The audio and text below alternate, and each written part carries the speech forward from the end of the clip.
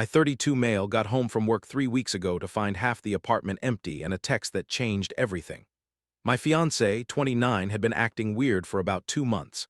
Distant. Started therapy suddenly. Stopped talking about wedding plans. Her best friend, this dude she had known since college, had been around more than usual. Coffee meetups. Check-in phone calls that lasted hours. Late-night texts about processing emotions. I brought it up once. Hey, you and your friend have been talking a lot lately. Everything okay? She got defensive immediately. Why, you jealous? He is my best friend. We talk about everything. Just seems like a lot of emotional energy going his way instead of, your actual fiancé. This is exactly what he said you would say. You are being controlling. Red flag. But I let it go, tried to be supportive. Figured she was stressed about the wedding, her new job, whatever. Then came the text. Tuesday, 4:47 p.m. I moved out, need space to work on myself. My friend helped me see I have been losing who I am in this relationship. Do not try to contact me. I will reach out when I am ready. I stared at my phone for a solid minute, walked into our bedroom, her clothes, gone, toiletries gone, the dresser we bought together last year. Her side completely empty. Called her, straight to voicemail, texted. No response, called her mom, she was just as confused. What do you mean she moved out? She did not say anything to me, so I did what any sane person would do, called her best friend. He answered on the first ring. Hey man, where is she? She is safe. She just needs time to figure things out without your influence. My influence, we are engaged, we live together. What the hell are you talking about? Look, I have been helping her see some patterns, the way you guilt her about spending time with friends, how you always need to know where she is. That is not healthy, bro. I asked her once about how much you two were talking. That is it. That is literally it. That is what toxic people say. She is staying with me for now. Give her space. He hung up. She was staying with him, her male best friend, who convinced her I was toxic. I sat on the couch for maybe an hour, just processing. Then something clicked. She wanted space. Fine, she will get all the space she needs. By 7 p.m. I had done the following, called a locksmith. New locks by 9 p.m., $280, removed her from my phone plan. We had a family plan thing to save money. Not anymore. Canceled her gym membership. It was under my credit card as a birthday gift. Pulled up our shared expenses spreadsheet. I am organized like that. Calculated exactly what I had been covering for her the last year while she worked part-time and found herself. Rent difference. She paid 30%.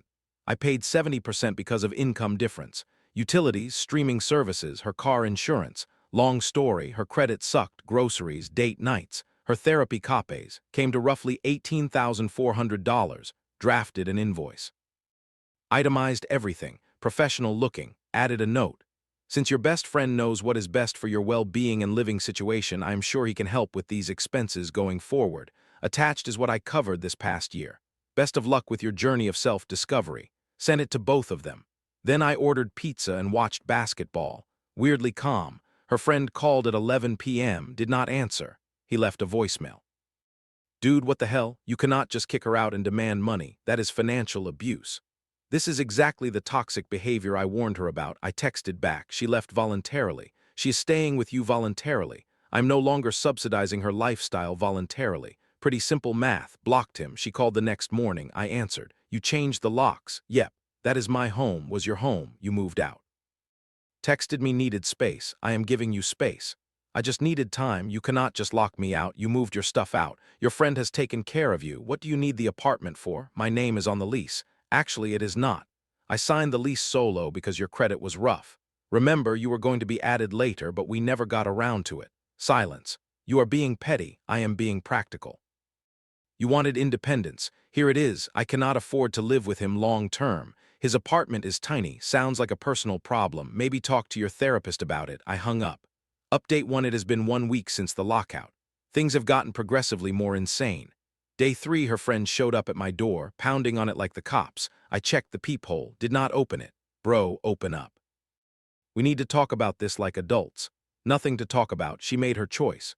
She is crying every night. She misses you. She just needed some time to process her feelings. She has got plenty of time now and space. Exactly what she asked for. You are being a child. Relationships take work. Compromise. You are right. I compromised for a year while funding her lifestyle. Now it is someone else's turn. You convinced her I was toxic, so you take care of her. He kicked the door. Actually kicked it. I got it on my Ring camera, sent the footage to the landlord and kept a copy. I cannot afford to support her. I am between jobs right now. There it was. Dude was unemployed and living off savings. Probably thought he would have this romantic situation where she would fall for him. Maybe I would keep paying her bills like an idiot. Sounds like you should have thought about that before playing therapist. He left after yelling about what a terrible person I was for about 5 more minutes. Neighbors definitely heard. Do not care. Day 5. She started the apology tour, sort of. Texts ranged from "I miss you so much, can we please talk," to "You are right, I should have communicated better," to "I cannot believe you are doing this over one mistake," to "My friend said you would react exactly like this. He knows you so well." That last one. She is apologizing while simultaneously telling me her friend was right about me. The cognitive dissonance is Olympic level. I responded once. When you are ready to take full responsibility without blaming me or crediting your friend's insights, let me know. Until then, enjoy your space. Day 6, her mom called. "Sweet lady, I actually felt bad. Honey, what is going on? She is saying you kicked her out." "Ma'am, she moved out voluntarily and texted me she needed space. I changed the locks to my apartment that she was not on the lease for. That is it." "She said you sent her friend a bill?" "I sent them both an itemized list of what I had covered financially this past year, since he is apparently better equipped to support her emotional and physical well-being." Her mom was quiet for a second. "How much?" "Over $18,000. Jesus Christ, I did not know you were covering that much." Neither did she, apparently. Too busy finding herself. Her mom sighed. "Look, she is my daughter and I love her, but she has always been easily influenced. That friend of hers has been whispering in her ear for months. I told her he had a thing for her. Probably. You really not gonna take her back? She did not just leave, ma'am. She let someone convince her I was abusive or controlling or whatever buzzwords they used. Never gave me a chance to even discuss it. Just bylaid and expected everything to be waiting for her when she was done with her experiment. I understand. I am sorry, sweetheart. You deserved better. That call actually got to me. Her mom was good people. Yesterday, day 7, the friend called from a different number. I answered because I did not recognize it. She is falling apart, man, crying constantly, not eating. This is on you. Interesting. She seemed fine making major life decisions without me. Now suddenly I am responsible for her well-being. I thought I could help her. I thought she was unhappy. You thought you had a shot and convinced her to blow up her life. Now you are stuck with the consequences and you are broke. That is what actually happened. She needs you. Then she should not have left. Pretty straightforward. She is talking about going back to her parents' house in Indiana.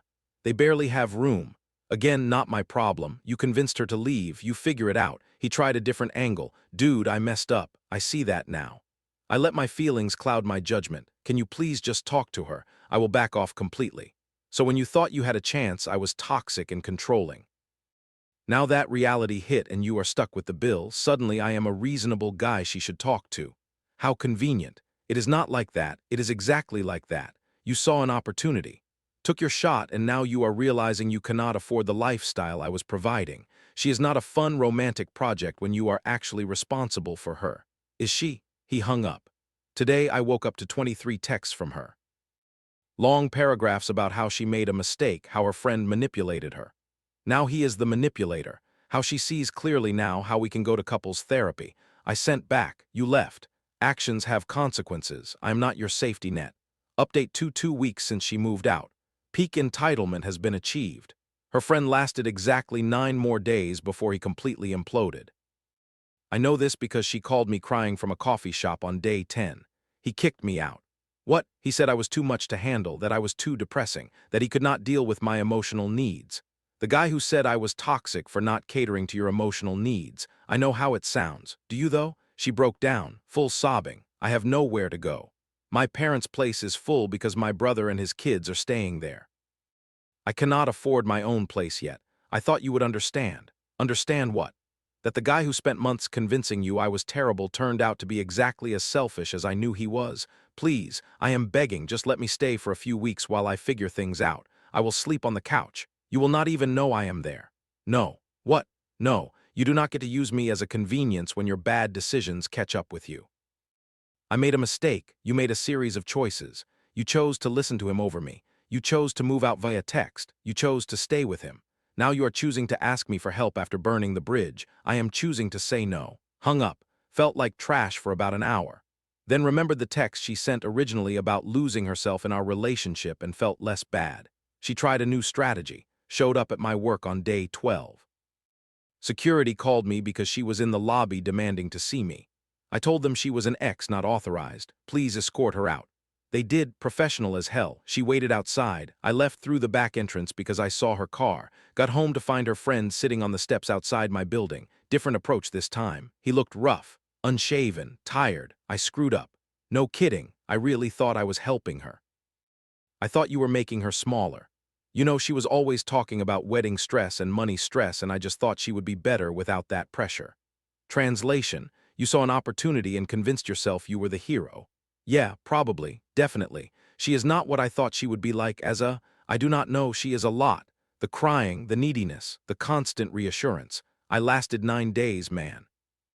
You did it for 3 years because I loved her, you just wanted her. He looked up at me. That is fair. Look, I cannot fix this, but I am asking you to consider taking her back, not for me, for her. She is legit struggling, and when she gets comfortable again, your little voice in her ear is going to start back up, convincing her she is too good for me or whatever narrative you spin. Hard pass. I will stay away, completely block her. Whatever you want. I do not want anything from you. I want you both to deal with the consequences of your actions without involving me. He left after that. The entitlement reached its final form yesterday. Her parents called, both of them, on speakerphone. Her dad started, "Son, we need to talk about the situation. I am not your son. We are not engaged anymore." Her mom, "Do not be like that. We have always thought of you as family." Family does not abandon family over some dude's opinion. She made a mistake, a big one, but you are being cruel now. She has nowhere to go. She had somewhere. Here, she left. You are punishing her. I am not punishing anyone. I am just not rewarding bad behavior. There is a difference. We raised her better than this. She is going through something. Mental health stuff. You of all people should understand. I do understand. Which is why I encouraged her to stay in therapy. Instead, she let her friend convince her that therapy meant leaving me. That is not on me. Mom started crying. Please, she is our baby. She is in a hotel right now using her credit card. She cannot afford this. Then she should come stay with you. Dad, we told you, her brother is more important than your daughter. Because that is what you are saying, you have space.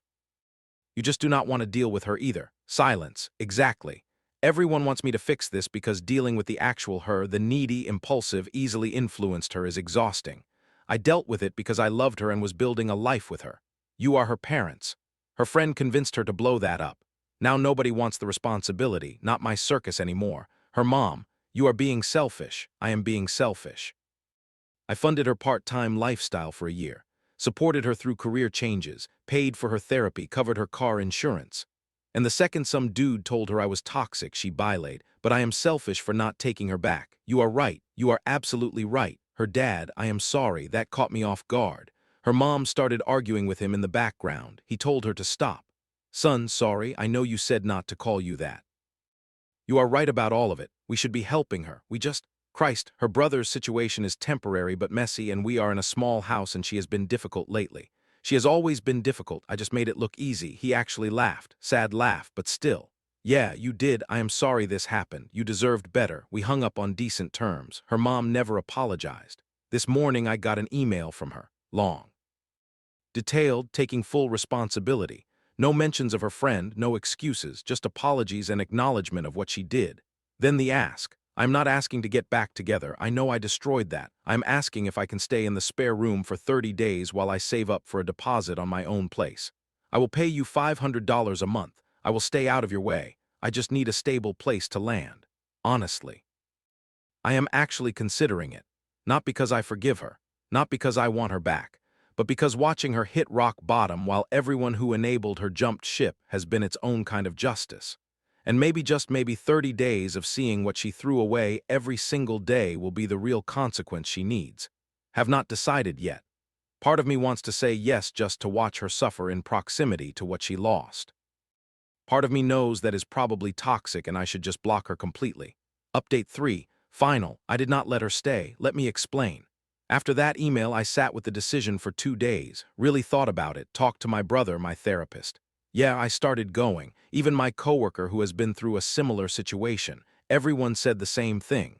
Letting her stay would be letting her off easy. My brother put it best. She does not need a soft place to land. She needs to learn that actions have real lasting consequences.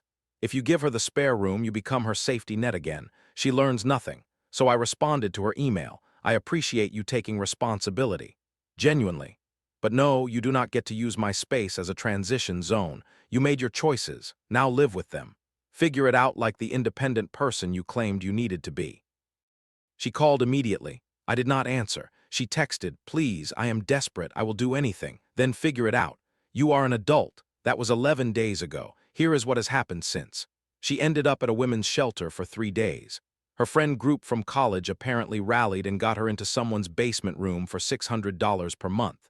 It is not great from what I have heard through mutual friends. Tiny, no windows, shared bathroom with 3 other people. But it is housing. Her friend? Dude moved back to his parents' place in another state. Apparently his between-jobs situation was actually got fired for poor performance, and he was about to be evicted. He bounced before any of that caught up with him. She tried calling him for help, blocked on everything. The mutual friend who told me all this said she is working full-time now at a call center, hates it, but needs the money. Applied for 3 roommate situations and got rejected from all of them because she cannot afford first-last deposit. Her parents finally took her in last week. But there are conditions. She has to contribute to groceries, do all the household cleaning, and follow their rules. She is 29 living like she is 16 again. Meanwhile, my life got weird in a different way. Remember how her mom called me selfish?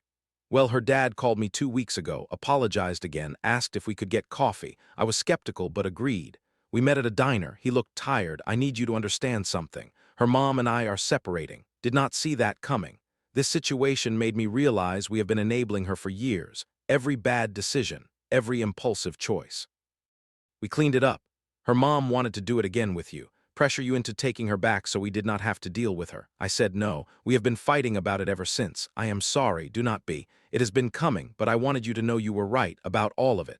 And I am glad you stood your ground. She needs to fall, fully. It is the only way she will grow up. We talked for 2 hours. He paid for breakfast. Gave me his number if I ever needed anything. Good dude, dealt a bad hand. The actual justice came last week. She sent me a final message, not asking for anything, just reflection. I have been in therapy twice a week. Real therapy, not whatever I was doing before. My therapist asked me to write you a letter taking accountability, not to send, just to process. But I want to send it anyway because you deserve to hear it. I was bored. That is the truth. Our life was stable and good, and I was bored. When my friends started pointing out issues, I latched on to them because it gave me an excuse to feel like something was wrong, to feel like I was the victim of something instead of just comfortable. I wanted drama. I wanted to feel wanted by someone new. I wanted the excitement of being saved from a situation that did not need saving. You were not toxic, you were stable. And I mistook stability for stagnation because I am immature and selfish. I am living in my parents' house, working a job I hate, sleeping in my childhood bedroom with my trophies still on the shelves. I have $186 in my bank account. My friend will not talk to me. Half my college friends think I am a mess. And the worst part, I deserve all of it. I'm not sending this to get you back. I know that is done. I am sending it because you spent 3 years being good to me and I repaid you by listening to someone who barely knew us. I hope you find someone who appreciates what I could not. I am sorry. I read it 3 times, showed it to my therapist. She said it was probably the most honest thing my ex had ever said to me. I did not respond. Not because I am cruel, but because responding would give her something. Closure, validation, something. And the whole point is that she does not get anything from me anymore. My life now? Better, genuinely. I kept the apartment. Got a promotion at work last month because I have been focusing on my career instead of managing someone else's emotional chaos. Started seeing someone new, very casually, nothing serious. She has got her life together, pays her own bills, has her own goals. It is refreshing. I do not hate my ex. I do not think about her much at all anymore. When I do, I mostly feel relieved. Relieved I am not the one managing her bad decisions. Relieved I did not marry into that family dynamic. Relieved I found out before we had kids or a mortgage together. Her friend did me a favor, honestly. He accelerated the inevitable. If someone can convince your partner to leave that easily, the foundation was already cracked. The ring footage of him kicking my door is still saved. Have not needed it, but it is there. Her mom apparently told people in their church that I was abusive. Her dad shut that down hard, Some bridges are burned in that family over this. Last thing. I got a text yesterday from an unknown number, her friend. I know I am probably the last person you want to hear from. Just wanted to say you were right about everything. I was jealous and selfish. I convinced myself I was helping, but I was just trying to break you guys up. It worked, and now we are both miserable and you are fine. Weird how that works. Anyway, sorry, I blocked the number, did not respond. They both want forgiveness or acknowledgement or something from me. That is not happening. They wanted independence and freedom from my toxic presence. They got it. That is the real revenge, I think. Not the locked doors or the itemized invoice or saying no when she was desperate. It is the fact that I genuinely moved on while they are both stuck dealing with the wreckage of their own choices. She wanted to find herself. Turns out the self she found is not someone anyone wants to be around. Including her. I am good.